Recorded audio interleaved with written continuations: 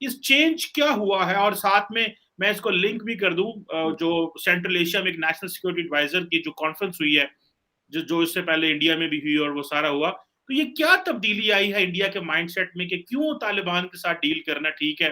तो वो सारा आप और कितना मुश्किल प्रोसेस आप समझते हैं, ये नए सिरे से तालिबान से डील करना? पहली बात तो चीमा साहब बहुत-बहुत शुक्रिया आपका, धन्यवाद आपने इनवाइट करा अपनी शो पे। चीमा साहब 2 बातें हैं, इंडिया का कभी जो मौक़िफ़ है ना चेंज हुआ नहीं है और मैं आपको समझाता हूँ इंडिया के पॉइंट ऑफ व्यू से। हाँ, अगर आप as a Pakistani, as a Afghani या फिर as a central Asian, Irani, Chinese, Russian इसको देखेंगे तो ज़रूर ऐसा देखने में ऐसा लगता है कि भारत ने अ, अपने foreign policy imperative India has not changed its direction.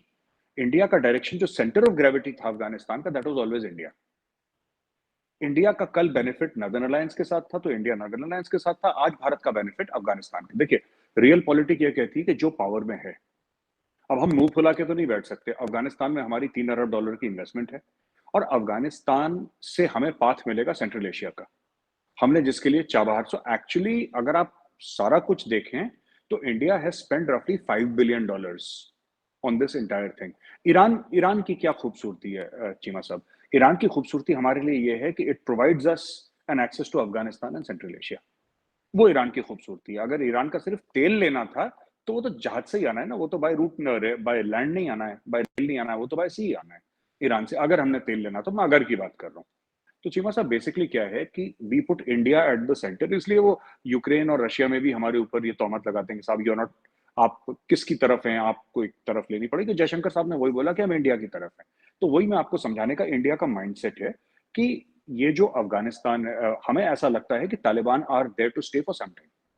जब तक इनके सॉइल से अ, दोबारा कोई बड़ा वेस्ट में अटैक ना हो, आप और मेरे जैसे काले भूरे मरते रहें, कोई नहीं पूछता। जिस दिन भगवान ना करे गोरे को कुछ हुआ, फिर बम बरसेंगे। तो यही होता है, ये this is how the world works. So अगर वहां से कोई अटैक होता है और अगर वहां से कोई वेस्ट में कुछ अटैक होता है, फिर अमेरिकन फाइटर्स आएंगे, फिर मिसाइल्स आएंगी, फिर ड्रामा होगा। तब तक के लिए Taliban is there to stay and we have to deal with Taliban. एक तो ये चीज है।